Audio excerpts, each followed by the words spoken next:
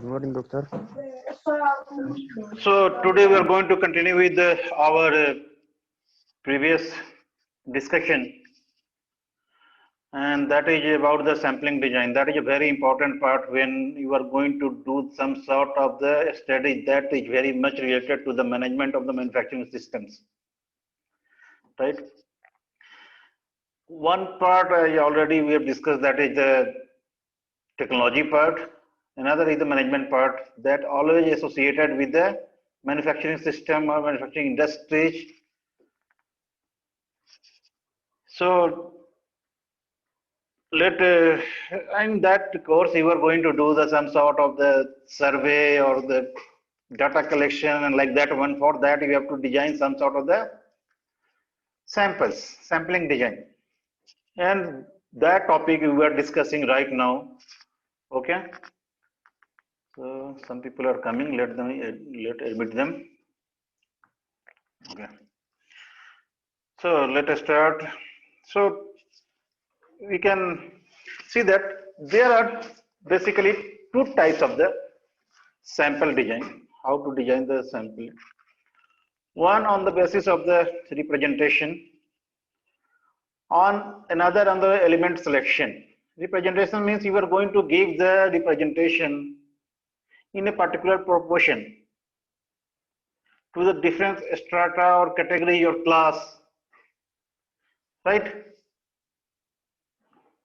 Yeah, still some people are coming. Okay. So that further divided in the two categories. One is the probability sampling, another is the non-probability sampling. And another type of the sample design is the element based or element selection basis, right? That may be unrestricted sampling or the restricted sampling. What is the probability sampling? When each item from the population, each member of a population have the same probability to get selected for the data collection. That kind of the sampling will be known as the probability sampling. When we are not going to give the equal probability, equal chance to each and every item or candidate, or you can say member of a population. Some criteria you are going to put, like some expert interview we are going to conduct. In that case, we have some list of the people from which we want some sort of the data. So there is no probability. We are not going to give the equal probability to all the members. So that kind of the collection will be known as the non-probability. Unrestricted means when the sample size is the restricted one, some limits on that one, that will be restricted sampling. Unrestricted means the samples can be from the anywhere. Okay, let other people also come in.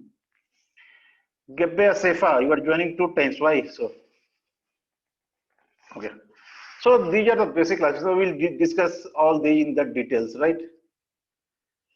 So this is the classification, like representation basis. We have the probability sampling and we have the non-probability sampling, right? Already I've given the basic criteria on which basis we are going to classify.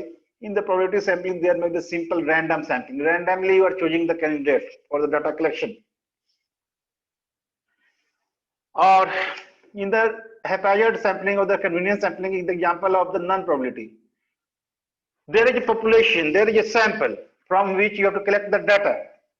But in the convenience, let's say convenience sampling, what we do, whatever convenient to us, what is near to us, without making so much effort, we are going to collect the data. Like those who are near and dear to us, they are nearing to us, easily available. We are going to collect the data from them. That would be convenient for us. So that kind of sampling will be known as the convenience sampling. Probability sampling is the complex. Random sampling, sometimes we use the randomize how to select the candidate for the sample, who should be part of the sample out of the population. You know, na, population is the whole. Out of the whole, we have to select few as a sample. On which basis you are going to select? If you are going to select randomly, in the random manner, that will know the simple random sampling. Okay. In complex random sampling, we divide them in the some clusters, some categories, some classes, and then from each class we are going to apply the random sampling. That will become the cluster sampling. If you are going to define some system to find out the samples, items to be chosen for the data collection or a study, that will be known as the systematic sampling. There may be the stratified sampling, like there may be the different type of the people on which you have to conduct the study. Maybe divided in the some groups. Let's say if you are going to take the some information you want to obtain about the overall performance of a particular industry. In that particular industry, there may be so many people working at the different levels. Their understanding level may be different. The top official, general manager, managing director and others, they may belong to a different category. The supervisors, engineers, they may belong to the other category. The workers, laborers at the down level in the hierarchy, they may belong to another category. And you have to give the representation to all of them. There may be equal representation or there may be proportional representation. That depends upon the how we are going to design your sampling plan. Right? So these groups is known as a stratified strata. This is known as strata categories. The meaning of the strata is the some sort of the categories or class or whatever that may be. Okay. And out of them, we are going to do the some sort of the random sampling, choosing the people in the random order. That should be known as a stratified sampling, right? For the non-probability sampling, we have the purposive sampling. Based upon our purpose, we define from whom we have to collect the data. We make the judgment about the selection of the candidates or items or people, right? So that will be known as the purposive sampling, or you can say judgmental sampling, like that one. So the type of sampling design, there is the probability sampling is based on the concept of the random selection. Random selection means you are not biased. You are not going to give the undue advantage to any candidate out of the population. Each member, each candidate, each item in a population has the equal probability to be chosen as a sample, right? Equal probability. For example, let's say in an industry, let's say there is 100 people, and we have to select 5 as a sample, So probability of each person to get selected, each person to get selected is the 5 by 100. Is it true or not? What is the definition of probability? Can anyone tell me? You can unmute your microphone. How to define the probability?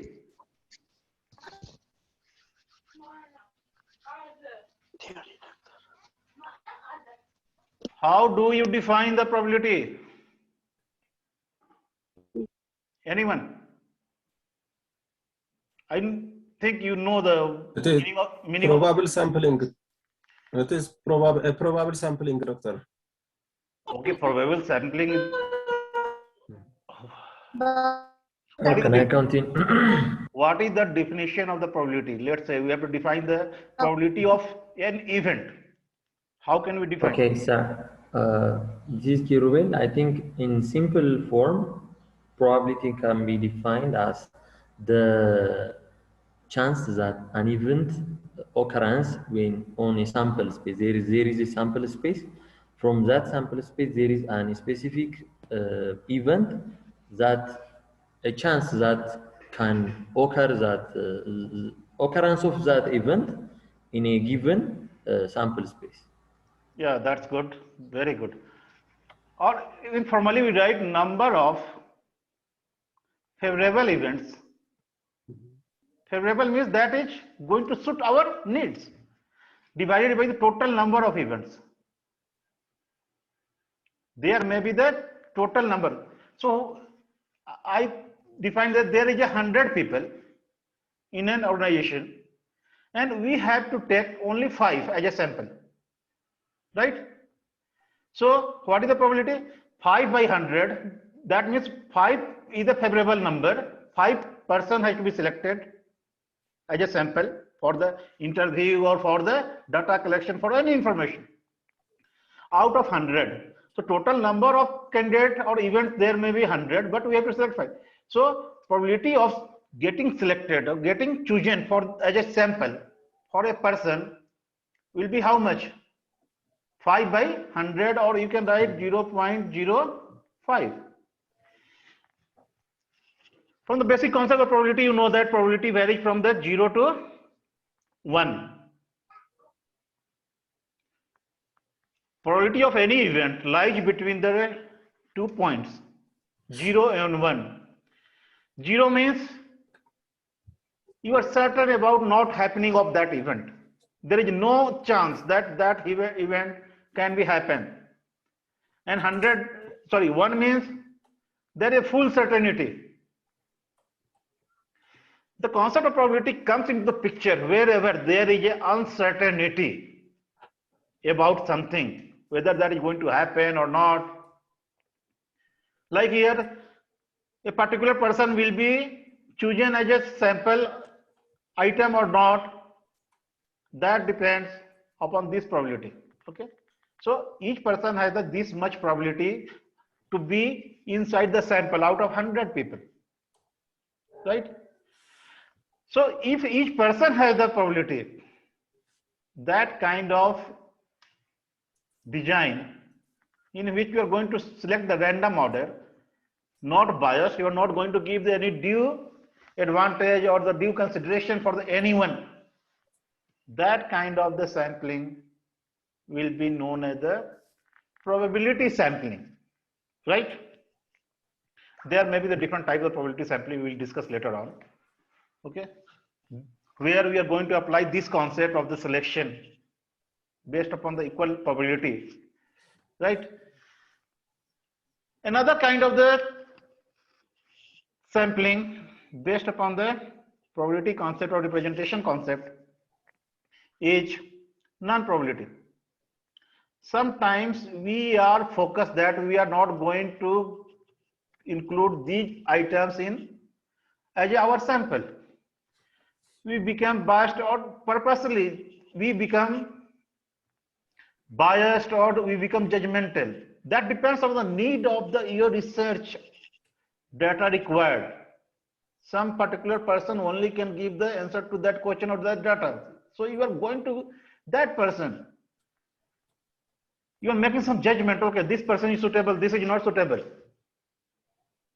And there, this probability concept is not applicable. We are not following this principle that each person has the equal probability. We are going the some preference to someone, some persons or some technology or whatever that may be. That depends on the how we are going to arrange your participant or items or members of the population, right? So that kind of sample is known as the non-probability sampling, and that is the non-random sampling, right? That is non-random, not in the random order you are doing. You are doing on purpose. You have defined something. You have kept something in mind. You made some ideas, right? So I hope you have understand difference between these two type of the sampling techniques: probability sampling and non-probability sampling.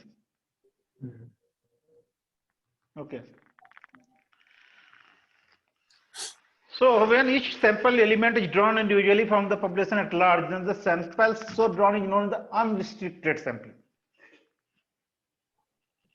population is very large, infinity, you can say in the technical terms or practically terms, when there is no restrictions. Okay. What is the concept of the infinity? The philosophy behind the infinite number. It is endless. Hmm? It is endless. The last result is unknown. Unknown, uncountable. Okay. Yes, yes. You can't count that one. All the elements.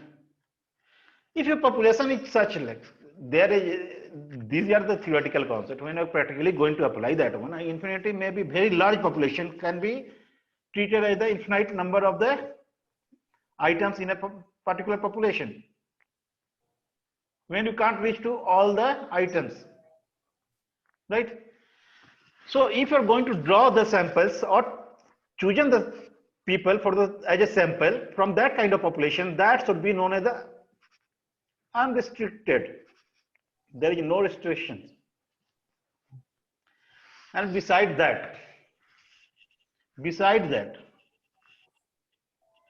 or except that kind of sampling, all kind of sampling where there is a limit or we can count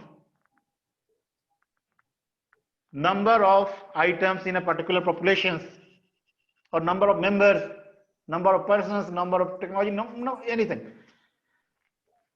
That kind of sample design will be known as the restricted sampling, except that one. Okay.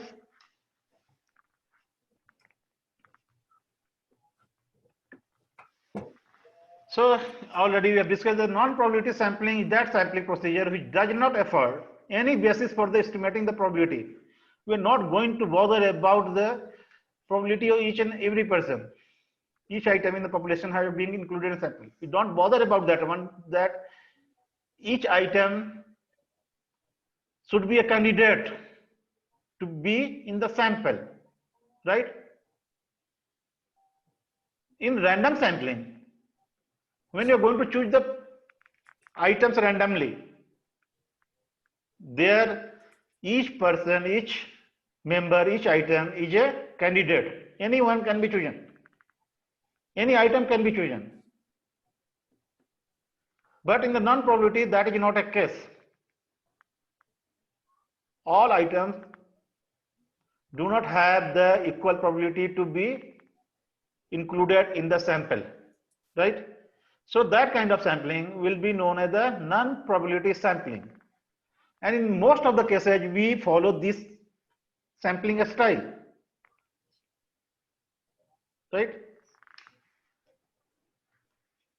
The next is that non-probability sampling is also known as the different name, the deliberate sampling. That means you are not following the random style, not giving the equal chance, equal probability to all the members. You are deliberately giving preference to someone to be inside the sample. So this can be known as the deliberate sampling also. Purposive sampling, based upon the purpose you are going to select some people. They are more suitable from a particular population or some items. And what you are doing, you are making the judgment about the items, about the person, about the members to be included in the sample. So this is also known as the judgment or judgmental sampling, right? So this is the non-probability. Let's say these are the whole items, and we are going to focus upon only this one. This is not in a random order, okay? If that is random, some people from here, some here, all distributed. But here the yellow color is going to show you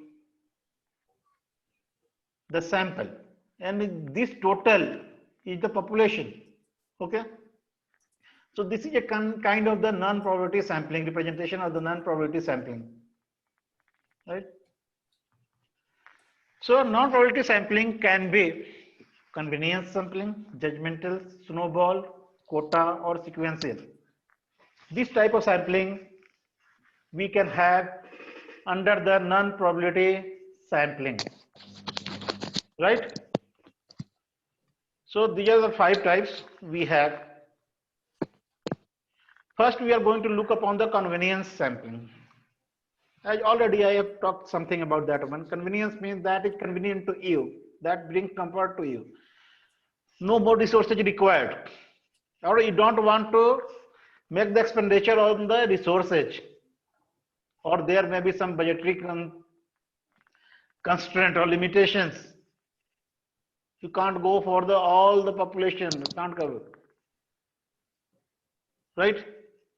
So that kind of sampling will be known as the convenience sampling. That is within your reach, very near to your reach, you go for that kind of samples. So when you are going to select the samples that is near to you, within your reach, but your population is very large, that may be somewhere, some distance away, or requires some extra effort, and you are not reaching to them. That means you are giving preference to the item that is within your reach. And this is not a random sampling. In random sampling, you can't do that because each item has a equal probability. Okay. So we can say that convenience sampling is non-probability sampling technique where subject means items, people, members, whatever you want to say, are selected because of their convenient accessibility and proximity to the researcher, right? So based upon how near accessible, how easily that is accessible, how near to us, if you're going to take the sample, that kind of sampling is known as the convenience sampling, right? And in the pictorial view, you can say like this one, this is the whole population and you are here. This is near to you, very easily accessible. You can reach out to these items in an easy manner, easy way. So you include these items as a sample and leaving all these white balls as a items of the population not included as a sample. Only that yellow balls are included. Okay. So if you are going to follow this approach for the sampling, this will be known as the convenience sampling, right? Another is the judgmental. You are making first judgment, judging the items which should be suitable to you or which should be give the more information, clarity, whatever. There may be different bases depending upon the type of the study you are going to do, right? So we can say judgmental sampling is the sampling technique where the researcher selects, you are going to select the units. Units means that items based upon the knowledge and professional judgment, that based upon your knowledge, your skill sets, your professionalism, you are going to judge about that one, which item should be in sample, which not. Again, you are not following the probability sampling because you are selecting by yourself, not giving the due respect to the probability that each item has equal probability. You are not giving that opportunity to select the sample. So that kind of sampling will be known as the judgmental. Okay. And this is also known as the purposive and the authoritative. You are showing your authority there. Okay. Okay, I'll choose this as a one sample in my study. This should not be selected, like that one. So you are judging, you are making some judgment. So that kind of sample selection process or sampling technique is known as the judgmental, right? In graphical, we can say that, okay, here there are the different type of the people or colors here in the population. And let's say we are going to focus only upon the particular set of the skills persons have. Let's say if you are going to do some sort of the economic performance study on the various industries, how the industries are performing in terms of the economical criteria, or what is the economical performance.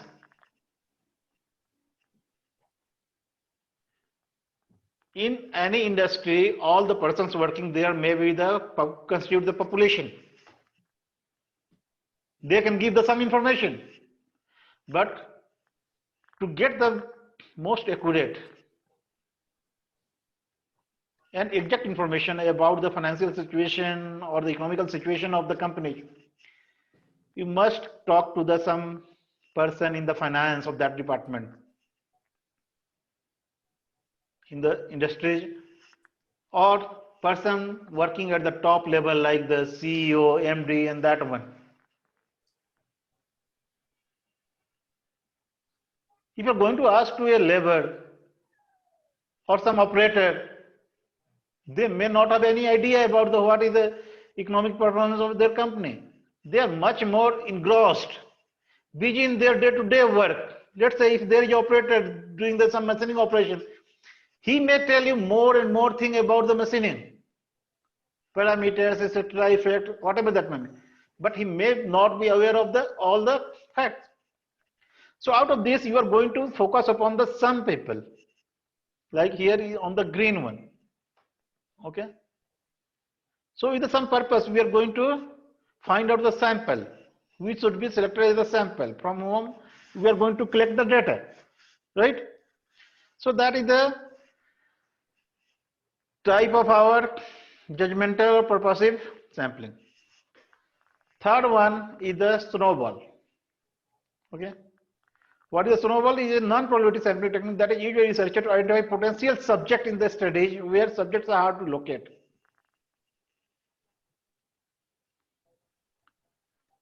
When items, they are rare, they are not easily available, not accessible. In that case, we are going to apply the snowball sampling. As I already said, if there is a rarity not easily available, or that is in a very instinct group or something like that one. So this type of sampling technique works like a chain referral, like you got the one people by any chance somewhere that can answer your question. From that people you want to know if he can give the reference to another one in that particular area. So there is a chain created from that reference. One different example, maybe let's say you are getting some call from some marketing people. Okay. Sometimes happen, huh? You are getting some call from the company about the promotion of their product or whatever that may be. Like that happens that someone is offering you some sort of the loans or some money or etc. from the banks, etc. They call you on the phone in the arbitrary way. Sir, do you need any kind of loan, house loan or vehicle loan or anything, study loan, whatever that may be. And you don't need that kind of loan. Okay. So just you say, no, thank you. At the last, they generally ask, can you refer someone that may be in need of that one? So what do you do? If you know someone that may in need of some sort of the money or requirement they have, you give the number of that person or refer to that person. Same thing here. We are going to refer to that person because this is a very limited number of the candidate will be there, item will be there. And locating that items is a very tough task. So we use this chain referral technique. Okay. The process of snowball sampling is much like asking your subject to nominate, as I explained to you. Okay. Nominate another person with the same traits as your next subject. You understood? That means if I am doing the interview of someone and taking the data from someone and I am asking him, okay, he can suggest me another person like the similar trait, similar requirements, similar attributes, and we can select that person, that item, that subject as our sample item. Okay. So graphically it will be like this. This refer to this one, this refer to this refer to this, like this one. So each person each referred by the another one. Just you have to find the first one or first two items by yourself. Then you are going to follow the referral style. Okay.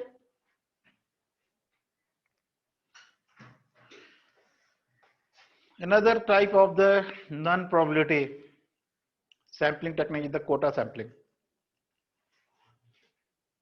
You must be knowing the meaning of the quota, right? Fixing the certain number of item from a particular category, reserving that one is sort of the reservation, okay, is known as the quota. Where the sample has the total sample, sample means total, the same proportion of individual as the entire population with respect to known characteristic trait of the out-focused phenomenon. Let's say in the population there is the 4 categories or 4 types, and from each type you are going to fix the particular proportion. Okay, from this much item should be selected as the sample. You are going to give some representation to them. So that kind of sampling will be known as the quota sampling. Like, let's say, here there are 2 types, men and women, and we are interested in the chocolate buyers. If you're going to fix the 40% for the men and 60% for the women, this is the reservation or the quota we are going to allocate. And let's say total sample size we are going to keep, total sample we have to include is 200. So 40% of the 200 will be 80. That means we will take the 80 men sample of the men and remaining 120 sample from the women. So we here allocated some sort of the quota, some representation. Generally this is done so that a particular group, community or the class or the type should not be left. There should be the representation. Okay. Sometimes the rare items we want to include. For them, we also provide some sort of the quota, right? The next one is the sequential sampling. Doing the sampling again and again with the same purpose is known as the sequential sampling. Okay. Like researcher pick a single or a group of the items in a given time interval, conduct his study, analyze the result, and then pick another subject or items if needed. If he is not satisfied with the results, he go for the another in that sequence, and that sequence continue till researcher is satisfied with the information he is receiving. Okay, I have the enough information for the analysis and the infer the results, we draw the results from that sample. Okay, so this is a kind of sequence like here first sample, here second sample, third sample. So first sample collected like here. Okay, after performing the study he needs that no more sample required, more information required, then he go for the second one, then third one, right? So this kind of sampling in the different time interval will be known as the sequential sampling, right? Now we have less than 2 minutes time, so let put this probability sampling techniques for the next class. Okay, we'll discuss in the next class. We'll try to conclude this topic in the next class. If you have any question related to the this topic or any question at large related to this course or about the assignments or about the quiz or anything, we can discuss right now. Okay. The platform is open for the question and answer session. You can ask any question you have in the mind. Okay. So you can unmute your microphone, and if you have any doubts, any question, you can ask right now. We'll go for the probability sampling in the next class. Okay. Now I'm waiting for your questions. We have less than 2 minutes. Be fast. If you have any doubt, any question to ask, any clarity you want about anything related to this course, of course.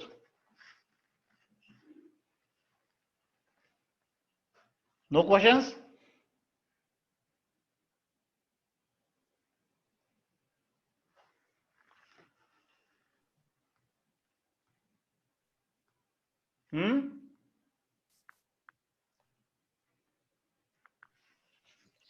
Only 2 times we don't have any question.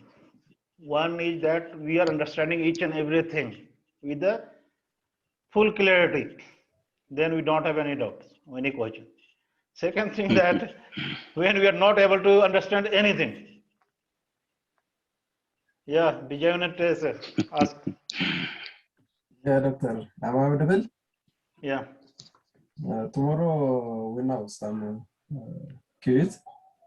Not tomorrow, on the Friday, a day after tomorrow. Okay. Please have explanation about Yeah, type the of exam.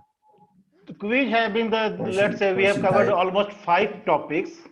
Very general type of the question depending upon the testing your understanding, how much you have understand from these classes.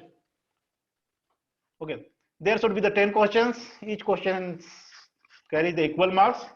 Question may be the multiple choice type of the question or the matching questions. Okay. You are going to attempt that quiz using the learning platform, college learning platform. You have the your email ID, your password, right? Using that, you can have that access to the quiz. When you reach